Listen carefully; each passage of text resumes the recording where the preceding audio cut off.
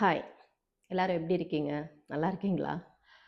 நான் ஒரு விஷயத்த இன்டைரக்ட்டா பேசணும்னு நெனைக்கிறேன். ஏன் டைரக்ட்டா பேசல அப்படின்னா, ஒரு சில விஷயங்கள், ஒரு சில காரணத்தால நான் டைரக்ட்டா பேச விரும்பல. பட் என்னால பேசாமலும் இருக்க முடியல. அது ஒரு மாதிரி எனக்கு உறுத்திக்கிட்டே இருக்கு. ஒரு 1 இயர் பேக் இருக்கும். ஒரு 1 இயர் பேக்ல ஒருத்தவங்க என்னுடைய ஃபீல்டு தான். ஸோ அவங்க இன்னொருனோட ஃப்ரெண்டு என்னுடைய ஃப்ரெண்டு மூலியமா ஒரு கால் எடுத்து என்கிட்ட ஒரு ஹெல்ப் கேட்டிருந்தாங்க. ஸோ நானும் அந்த ஹெல்ப் பண்ணியிருந்தேன். ஆ இ அவங்க பர்சனல் விஷயம் தான். ஸோ ஒரு கட்டத்தில என்ன ஆச்சுன்னா, அவங்க என்கிட்ட ஹெல்ப் கேட்டு நான் அத யோசிச்சேன் பண்றதுக்கு. என் ஃப்ரெண்டு கிட்ட சொல்லியிருந்தேன். வேண்டாம். அ நியாயமா இருந்துச்சு. அவங்க சைட்ல ஒரு நியாயம் இருந்தது. கண்டிப்பா அது ஹெல்ப் பண்றதுக்கு ஒரு விஷயம் இருக்கும். பட் நியாயமே இல்லாத ஒரு விஷயம், அவங்க ஹஸ்பண்ட் வந்து அவங்க கேட்குற கேள்விகள், அவர் போடுற ஃபைட்டு, அந்த மாதிரி விஷயங்கள் எல்லாமே ஒரு நியாயமா இருந்தது. அந்த நியாயத்துக்கு என்ன என்னதான் இருந்தாலும் ஒரு பொண்ணுக்கு நான் ஒரு வுமன் டூ வுமன் சப்போர்ட் பண்ற கேரக்டரா நான் இருந்தாலும், அநியாயத்துக்கு வந்து அநியாயத்துக்கு ஒரு விஷயம் வந்து பேசுறதுல எனக்கு உடன்பாடு கிடையாது. ஸோ, அதனால நான் அவங்கள ஒரு அரை மனசோட, ஆஃப் மைண்டோட நான் அத ஹெல்ப் பண்ணேன். "ஏன் பண்ணீங்க? புடிக்கல அப்டின்னா ஏன் பண்றீங்க? ஆஃப் மைண்ட்ல ஒரு நியாயம் ஒரு பக்கம் இருக்கும்போது, அநியாயத்துக்கு ஏன் வந்து நீங்க கூட நின்னீங்க?" அப்டின்ற மாதிரி கேட்கலாம். நின்னதுக்கு காரணம் ஒரே ஒரு ரீசன். அவங்க இதுக்கு முன்னாடி ஒரு சிங்கிள் பேரண்ட். 2 குழந்தைங்கள வச்சு ரொம்ப கஷ்டப்பட்டுருக்காங்க. இந்த உலகத்துல ஒரு சிங்கிள் மதரா இருந்துட்டு எவ்ளோ ஸ்ட்ரகிள் ஆகணுமோ, அவ்ளோ ஸ்ட்ரகிளும் மீறி வந்திருக்கோங்க. ஸோ, இன்னொன்னு ஒரு மேரேஜ்ன்னு பண்ணும்போது தான், அவங்களுக்கு ஏகப்பட்ட பிரச்சனை வருது. ஸோ, அவங்களுடைய கேரக்டர் ஜட்ஜ்மென்ட் பண்றதுக்கு நாம இங்க நமக்கு யாருமே ரைட்ஸ் கிடையாது. தப்போ, ரைட்டோ, இந்த உலகத்துல சர்வே ஆகணும், குடும்பத்த பார்க்கணும் அப்டின்னா, தனிப்பட்ட கருத்து, தனிப்பட்ட விஷயம் அது. ஸோ, அவங்க அவங்களுடைய வே ஆஃப் திங்க் வேறையா இருக்கும். தவறோ, சரியோ ஒரு விஷயம் அவங்க பண்றதுக்கு அ துணிஞ்சு நின்னு இருக்கலாம். ஸோ அதுக்குள்ள போக வேண்டாம். ஆனா, இன்னொன்னு ஒரு லைஃப் பார்ட்னர் வரும்போது, அந்த லைஃப் பார்ட்னருடைய அ எதிர்பார்ப்பு என்ன இருக்கு?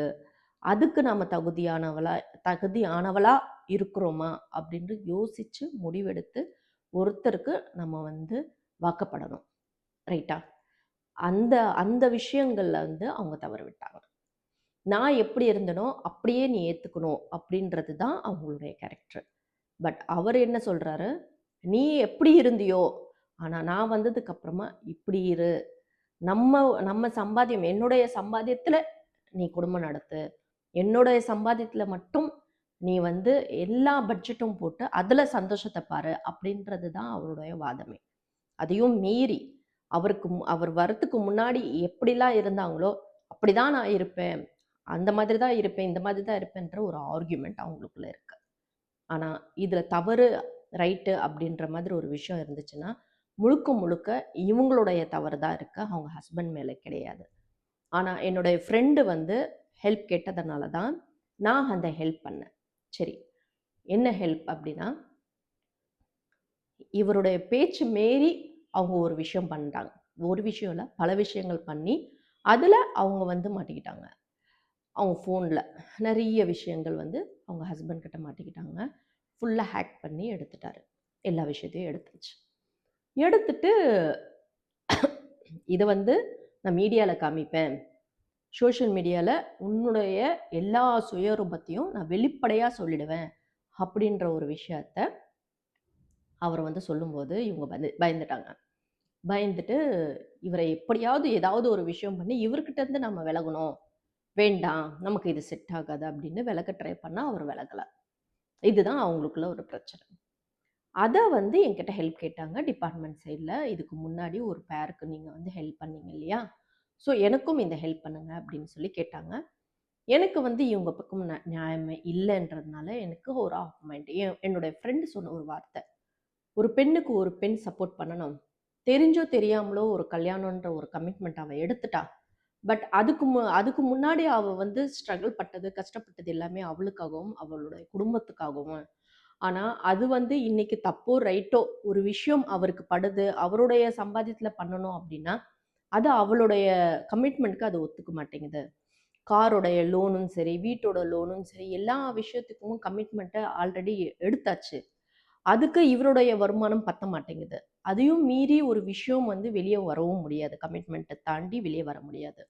ஸோ இக்கட்டான நிலைமையில இருக்கும்போது, "நீ வந்து ஹெல்ப் பண்றதுல தப்பில்ல, பண்ணு. எனக்காக பண்ணு." அப்படின்ற மாதிரி என்னுடைய ஃப்ரெண்டு கேட்டதுனால, அந்த ஆர்டிஸ்ட்க்கு நான் வந்து ஹெல்ப் பண்ணேன். ஸோ அவங்களுக்கு நான் ரெஃபர் பண்ணி, அந்த டிபார்ட்மெண்ட் சைட்ல நான் வந்து ஆல்ரெடி ஒரு பிரச்சனை ஆகும்போது, என்னெல்லாம் நான் ஹெல்ப் பண்ணணுமோ, அந்த கான்டாக்ட் இருந்தது. நானும் ஹெல்ப் பண்ணி விட்டேன். அவங்க சொன்னாங்க, "என்ன நேர்ல வாங்க. நேர்ல வந்து கொஞ்சம் ஹெல்ப் பண்ணுங்க. அ நீங்க ரெஃபர் பண்றத விட தாண்டி நீங்க நேர்ல வாங்க." அப்படின்ற மாதிரி கேட்டாங்க. நானும் வந்து சரி ஓகே. என்னால வர முடியாதுங்க.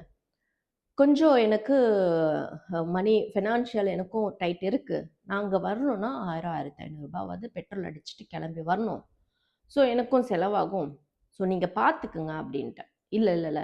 நான் உங்களுக்கு பெட்ரோல் போடுறேன். நீங்க வாங்க. நீங்க வந்தீங்கன்னா எனக்கு ஹெல்ப்ஃபுல்லா இருக்கும்னு 2000க்கு பெட்ரோல் அடிச்சு என்ன வந்து அங்க கூப்பிட்டாங்க. சரி நானும் போனேன்.